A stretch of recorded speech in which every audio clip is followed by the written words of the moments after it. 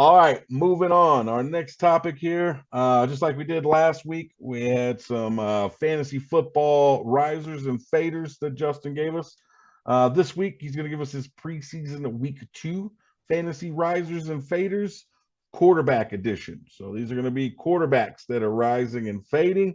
Let's go ahead and start with the risers first. Break it down for us. Yeah. All right. So when I'm thinking of quarterbacks, and just fantasy players in general rising and fading, I just want to clarify it's not a I'm gonna stay away from this guy or I wouldn't draft this guy. It's just I wouldn't draft them at their current ADP. I might move them back a little bit. They just lost a little value with me, so it's not. I'm going to move them completely up my draft board or move them off of my draft board. Yeah. It's they've gained a little leverage with me, or maybe they lost a little, and for good reason too. So I'll start with Trevor Lawrence as one of my top risers so far. Mainly because, and I mentioned this in another podcast, I really like the way the Jaguars are functioning right now under Doug Peterson. Trevor Lawrence has played really well through 2 preseason games so far. He's 20 of 33, 228 yards passing, a touchdown pass. Looks really efficient. Honestly, he just looks a lot better. He looks a lot more comfortable, I guess you would say, than he did last year. Looks to have an understanding of what his coach wants of him. Um, and and I think he's giving them what they thought they were going to get last year. I mean, Trevor Lawrence, they were expecting him to come right out of the draft last year and be ready to produce as an NFL quarterback. But that was delayed because the whole debacle with Urban Meyer and just the chaos that surrounded that whole organization. So I really believe that he's got the combination of his skill, the talent around him. He's got better talent around him, better coaching. So he's got Christian Kirk, Zay Jones, a better receiving core. No drama. He just looks so much more comfortable. I have him rising up my fantasy draft board. Marcus Mariota. I at first was like, oh man, the Falcons are going to roll with Mariota as their quarterback. And then you go watch him in preseason game 1. He played a series. He only threw 2 passes, but he did run in a touchdown. Um, he looks like a guy who, well, let's just take Jameis Winston, for example. These guys were drafted in the same year, the same One draft and class, two. 1 and 2, right? They had their ups and downs early on in their career, and then they get some time where they're not playing football. They have some time to really sit back and watch the game from a really different perspective. Granted, it was 2 different scenarios. Jameis was hurt.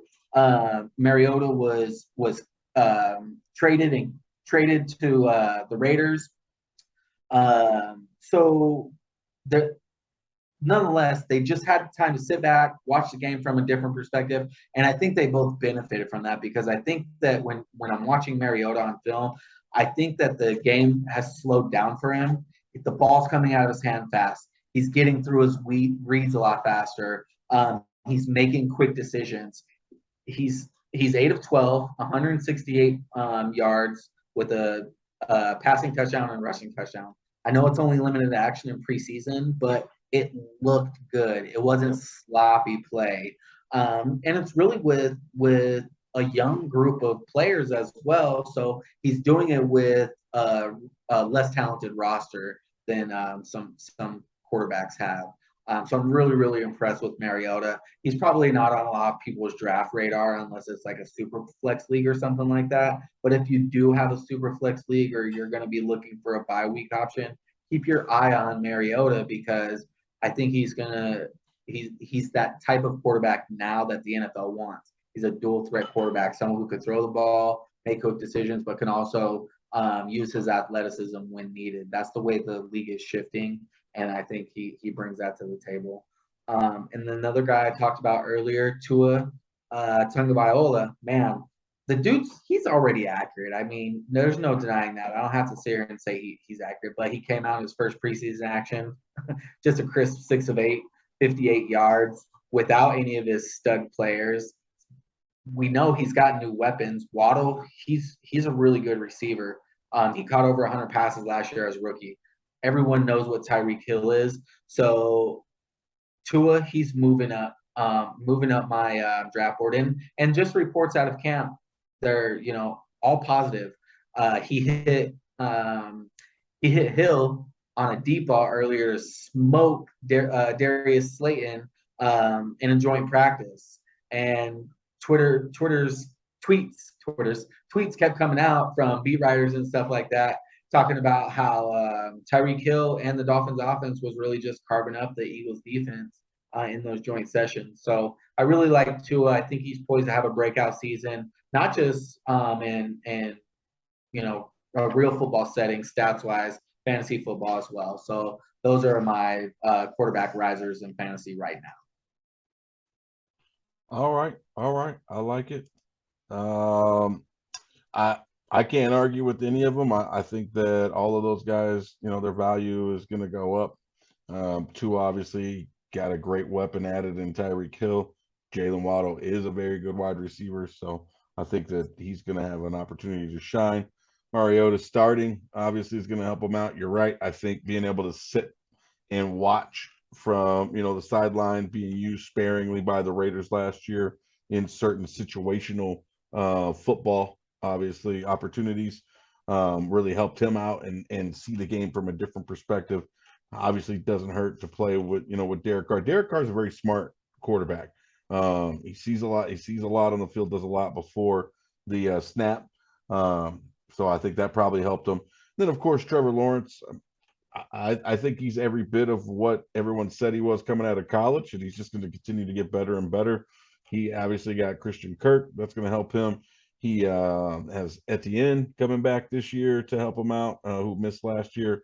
That's going to help, throwing passes out of the backfield. It's going to take pressure off Trevor Lawrence because defenses can't just sit there and wait for him to throw the ball, and it's all about him. And then obviously Doug Peterson's not going to put him in the positions that Urban Meyer put him in last year. It's going to be a much better situation. So, yeah, I can't argue with any of those. I think they're all solid predictions and solid risers right now. Jay, you got anything?